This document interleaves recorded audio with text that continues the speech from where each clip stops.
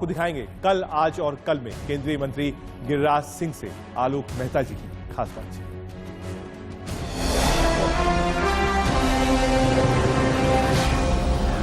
नमस्कार, मैं हूं आलोक मेहता।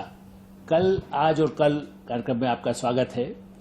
हम जिस तरह से बात करते हैं गांव की, शहर की, कस्बे की, महानगर की, जो परिवर्तन हुए हैं उसकी तो हम बात करते हैं। उसी तरह से मुद्दे भी देश में बदलते हैं। किस तरह से कभी कोई कहता है कि भाई भारत में तो केवल सांप्रदायिक मुद्दा उठ रहा है, मंदिर की बात होती है, मस्जिद की बात होती है। लेकिन उसके साथ साथ जिस तरह से भारत बदला है, गांव बदले हैं, उसको भी सबसे अधिक महत्व देने की बात होती है। और आज हमारे साथ हैं देश में जमीन से जुड़े हुए नेता, जो लगातार वर्षों से कम मैं ये कह सकता हूं कि 40 साल से तो मैंने ही देखा है, जमीन से उठ करके केंद्रीय मंत्री बने, देश के पंचायत ग्रामीण विकास के मंत्री हैं और जुझारू भारतीय जनता पार्टी के नेता हैं, जो मंदिर मस्जिद मुद्दों को लेकर के भी खुल करके अपनी बात कहते हैं। मेरे साथ हैं गिरिराज सिंह जी। गिरिराज सिंह जी, आपका इस कार्यक्रम में स्वागत है। चलिए आलोक जी, आपका भी बहुत बहुत धन्यवाद।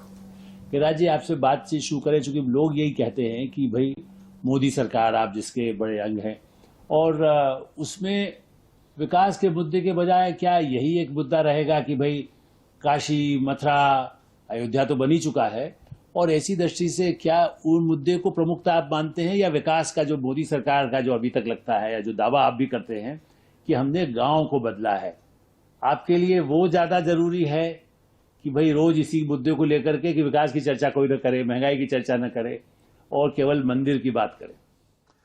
देखिए, मेरा मानना है देश का, समाज का, किसी परिवार का विकास चौमुखी विकास होना चाहिए। सांस्कृतिक विकास भी, भौतिकवादी विकास भी।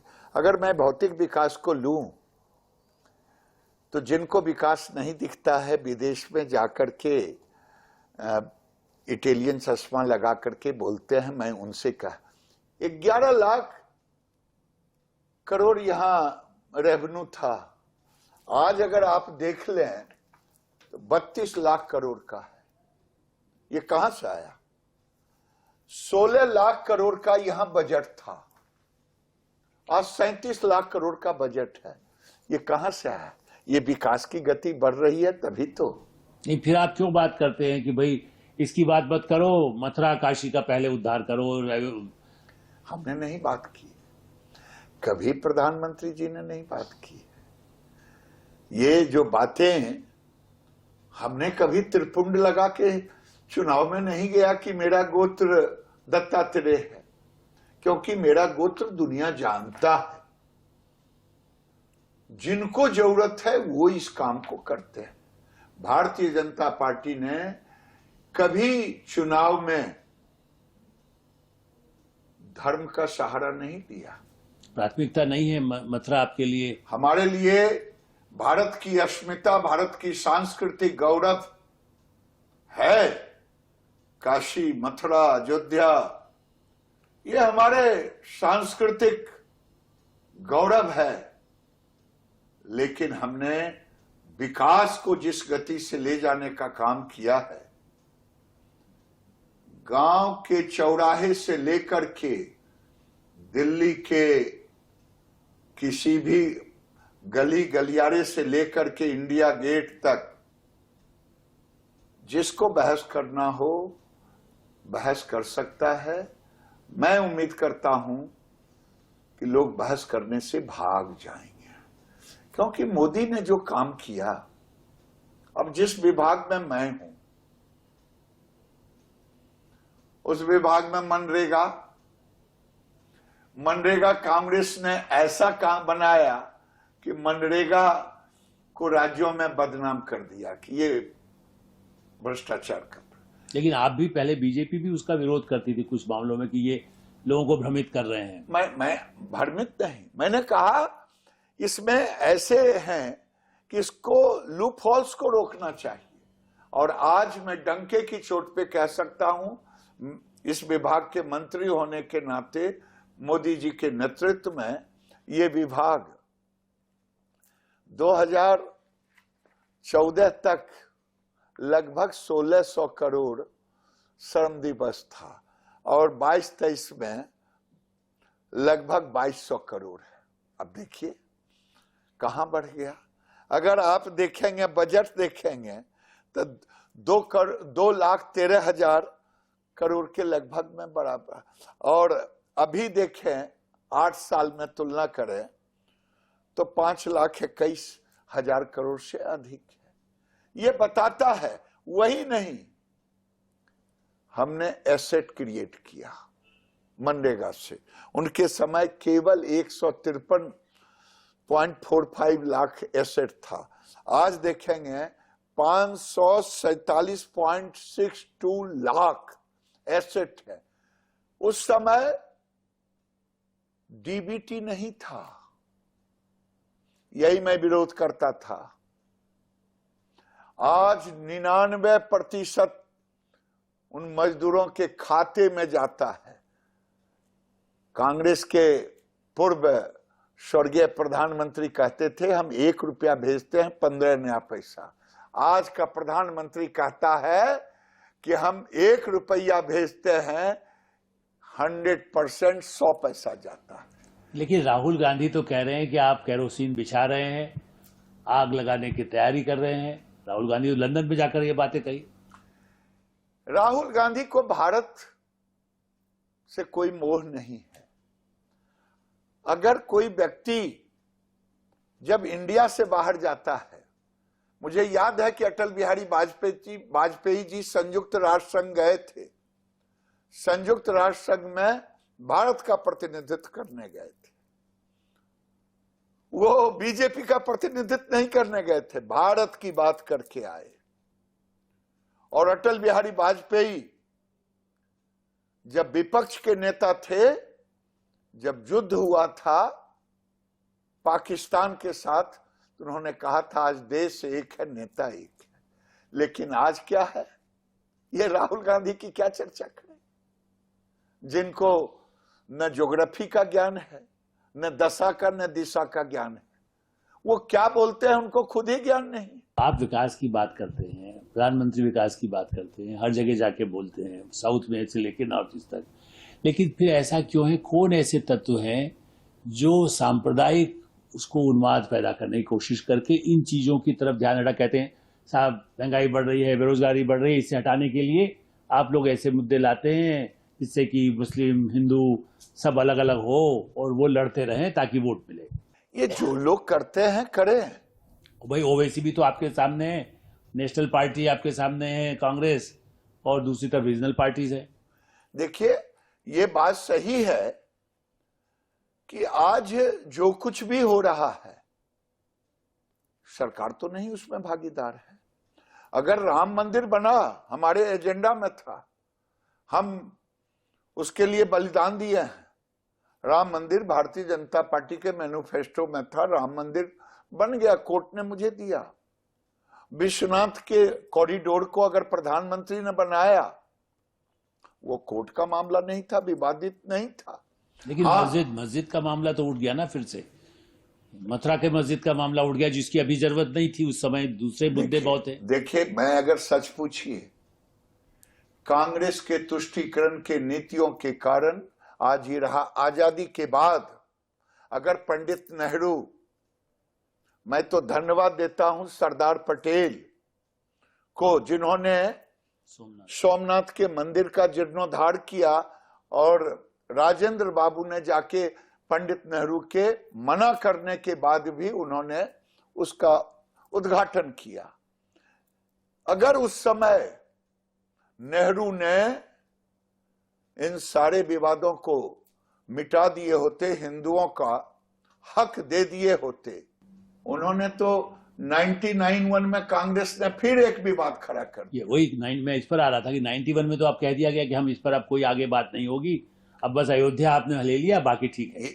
ये कोई मर्सी अपील है क्या? ये कोई हिंदू यहां का सनातन कोई भीख मांगने के लिए खड़ा हुआ है क्या?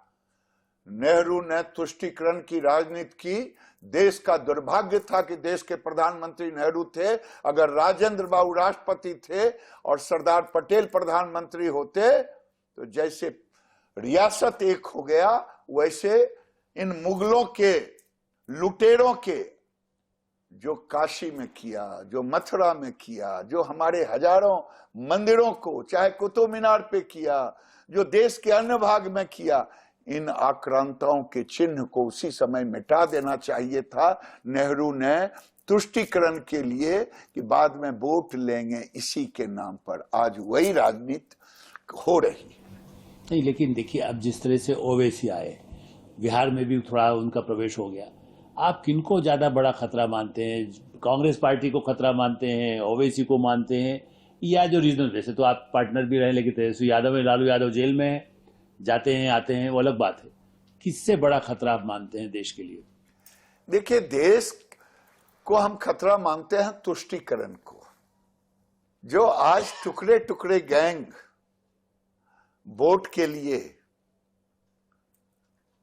तुष्टीकरण की राजनीति करते, जेएनयू में जमा होते, वहां राहुल गांधी भी होते, वहां केजरीवाल भी होते, वहां कम्युनिस्ट भी होते, वहां कई रीजनल पार्टियां भी होती। ये तुष्टीकरण की राजनीति देश के लिए सबसे बड़ा खतरा है, और उसमें कांग्रेस भी है।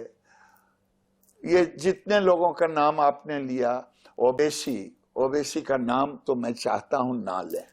ये ओवैसी मुझे लगता है अपने आप को सुपर जिन्ना का डीएनए लेकर के उभर के आए हैं, जिसको राष्ट्रीय गीत में भरोसा नहीं, सदन के अंदर उपस्थित ना रहे। कहते हैं कि मुगलों से कोई मेरा ताल्लुकात नहीं, लेकिन मैंने किसी चैनल पर देखा कि औरंगजेब के मजार पर कौन जा रहा है चादर पोशी करने के लिए। अगर मुगलों से रिश्ता नहीं है तो मुगलों के आक्रांताओं के लूट का चिन्ह को क्यों ये अपना अस्मिता के साथ जोड़ रहे हैं? इनको तो बोलना चाहिए ये लोग लुटेरे थे, चाहे औरंगजेब हो, चाहे बाबर हो, चाहे अकबर हो। अकबर को भी मैं लुटेरा ही मानता। लेकिन गिरिराज जी, जो लोग भारत में पैदा हुए मुसलमान 20 करोड़ लोग आज जो है, आप राष्ट्रीय स्वयंसेवक संघ के रज्जू भैया ने भी जब इंटरव्यू दिया राजन सिंह जी ने, तब भी वो कहते थे कि भाई हम सब तो हमको हिंदू मानते हैं। फिर आज इतना जब भारत आगे बढ़ रहा है, तब अचानक ये क्यों बातें की जा रही है? मुसलमान है, तुम पाकिस्तान चले जाओ, तुम सऊदी अरब चले जाओ, तुम ये करो, ये बातें क्यों होती है? देखिए, हम तो ये बात नहीं करते, लेकिन क्या देश उम्मीद नहीं करेगा कि आलोक जी भारत की बात करें कि पाकिस्तान की बात करें? आलोक जी औरंगजेब के पक्ष में खड़े हों कि भारत माता के पक्ष में खड़े हों? ये तो साधारण मुसलमान तो कभी दूसरे के लिए नहीं करता। भाई, मैं इसको मानने को तैयार नहीं हूं कि उठ करके उनके विरोध में आना चाहिए ना। ऐसे लोगों के विरोध में जब गालियां दे रहे हों ओवैसी जैसे लोग, आज क्या हुआ? देश का बंटवारा दुनिया जानता है, देश का बंटवारा हुआ धर्म के आधार पर। अगर इसको लोग ना स्वीकारते हों तो मैं कुछ नहीं बोलूंगा, लेकिन हुआ तो अब तो हमने तो कभी नहीं कहा पाकिस्तान में हमारी बेटियां लुट गई, मंदिरें टूट गया, हमारी संख्या गिर गई। हमने कभी प्रश्न नहीं उठाया कि यहां 300 से 3 लाख क्यों हो गया मस्जिद। हमने तो कभी प्रश्न नहीं उठाया। लेकिन अब आप क्या मानते हैं कि मथुरा और काशी का मामला अदालत से निपट जाए, या आप समझते हैं कि कुछ ऐसा रास्ता निकल सकता है? देखिए, हम तो अदालत पर ही भरोसा करते हैं, हम तो अदालत पर भरोसा करते हैं। अभी अदालत में केस भी है, हम उस पर कुछ टिप्पणी भी नहीं करेंगे, लेकिन जो मीडिया दिखा रहा है वो तो सब लोगों को बाध्य कर रहा है, सोचने पर बाध्य कर रहा है कि जो लोग कहते थे कि ये ज्ञानवापी बाबा का शिवलिंग है, मैं मानता हूं कि ये कोर्ट में मामला है, इस पर टिप्पणी मैं नहीं कर सकता, लेकिन ये स्थिति तो है। भविष्य की दृष्टि से आपको, जैसे आपने भी कहा, जो काम किया जा रहा है उन प्राथमिकताओं में क्या है? माने एक तरफ है कि भाई बड़े महंगाई और उसको भूल जाइए, बेरोजगारी को भूल जाइए। न हम महंगाई को भूला है। अगर महंगाई को भूले होते पेट्रोल और डीजल पर से एक्साइज ड्यूटी नहीं कम करते। लेकिन कितने विपक्ष राज्यों ने अपने वैट को कितना कम किया? सिंबॉलिक एक राज्य ने किया, कई राज्यों ने तो, बंगाल जैसे राज्य तो किया ही नहीं। अगर हम महंगाई भूल गए होते तो आयाती तेल पर से हटाते। हम भूले नहीं हैं। ये वैश्विक प्रॉब्लम है, दुनिया देख रहा है। आज हर चीज ग्लोबल है। अगर यूक्रेन रशिया का युद्ध है, उसका असर पूरे दुनिया झेल रहा है। हम उसको मैनेज करने की कोशिश कर रहे हैं और मेरा पूरा विश्वास है कि हम मैनेज भी करेंगे। लेकिन विकास की गति को न रुका है, न रुकने देंगे। विकास, जिस विभाग का मैं हूं, घर देने की बात प्रधानमंत्री ने कहा। मैं आपसे कहता हूं, 29 साल में 2014 के पहले इंदिरा आवास, वो आवास, कई आवास, केवल 3 करोड़ 26 लाख बने। लेकिन मोदी जी ने केवल 8 साल के अंदर 2.5 करोड़ से ऊपर घर बन चुका। 1 करोड़ घर पाइपलाइन में है। तो ये हम गरीबों की चिंता नहीं कर रहे हैं तो किसका चिंता कर रहे हैं? हम तो कह रहे हैं कि हम पंचायतों को वाइब्रेंट पंचायत बनाएंगे। हम पंचायत को कुपोषण युक्त पंचायत, आज ही मैं महिला बाल विकास की मंत्री स्मृति ईरानी जी से मीटिंग हुई है कि कुपोषण को मिटाने के लिए आंगनबाड़ी केंद्र के साथ हमारे विभाग को कैसे टाई अप होकर के उसमें हम कुपोषण मुक्त पंचायत करना चाहते हैं। हम शिक्षा युक्त पंचायत बनाना चाहते हैं। हम पंचायतों में शहर के तर्ज पे हम वाइब्रेंट पंचायत में मास्टर प्लान जैसे शहरों का बनता है, पंचायतों का भी मास्टर प्लान बनाने का, टेक्नोलॉजी का सहारा। हम कह रहे हैं जेंडर एम्प्लॉयमेंट हो पंचायतों में। वो जब हम लेते हैं तो सेल्फ हेल्प ग्रुप, जिसे आजीविका कहते हैं, आज प्रधानमंत्री पर भरोसा की है देश की जनता ने। लगभग 19 करोड़ ग्रामीण आवास हैं, जिसमें हम 2024 तक 10 करोड़ पर ले जाएंगे। जब आए थे मोदी जी तो केवल 2 करोड़ 35 लाख घरों तक हम पहुंच पाए थे, जबकि ये 1999 से चल रहा है विभिन्न नामों से। और बैंक लिंकेज केवल 80,000 करोड़ था और एनपीए था 9.58, 9.5 यानी लगभग 10%। लेकिन मोदी पर भरोसा महिलाओं ने किया, गरीबों ने की, बहनों ने की। आज जब मैं आपसे बात कर रहा हूं 8 करोड़ 27 लाख, मैं 2 करोड़ 35 लाख से 8 करोड़ 27 लाख, और बैंक लिंकेज सीधे 5 लाख करोड़ से ऊपर। और मोदी के ई गवर्नेंस में एनपीए 2.1 पर हम ले आए 8 साल में। तो मतलब आपको लगता है कि भारत का भविष्य उज्जवल है?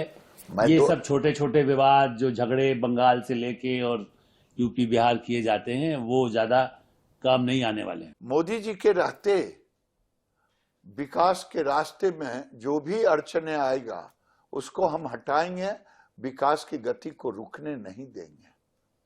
और मैं डंके की चोट पे कह रहा हूं, आज गांव में वेलनेस सेंटर बन रहे हैं। लगभग 20,000 वेलनेस सेंटर पूरे देश में मोदी ने दी।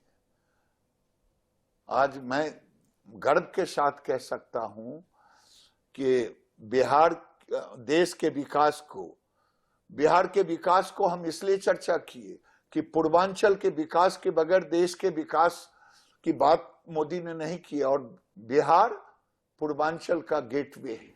लेकिन बिहार को लेके बार बार ये आता है अस्थिरता हो रही है, बीजेपी ही हटाने वाली है, बीजेपी बनाने वाली है। ये आप मीडिया का काम है। वहां की सरकार अस्थिर सरकार है और वहां के मुख्यमंत्री नीतीश कुमार हैं। न उनको इस बात का चिंता है न बीजेपी को चिंता है। ये बहुत अच्छी बात मेरा ख्याल है कि बिहार को लेकर बहुत देश में चिंता होती है, मंदिर मस्जिद को लेकर चिंता होती है, लेकिन गिरिराज जी मोदी सरकार के हिसाब से, पार्टी के हिसाब से भी चाहते हैं या देखते हैं कि न केवल बिहार का बल्कि पूरे भारत का भविष्य उज्जवल है। गिरिराज जी, आपने इस कार्यक्रम में हिस्सा लिया, बहुत बहुत धन्यवाद। नमस्कार। मैं आपको भी धन्यवाद देता हूं कि मैं तो आपका बरसों से सम्मान करते आया हूं, आज भी मैं आपका सम्मान। इस कार्यक्रम को हम यहीं विराम देते हैं। नमस्कार, धन्यवाद।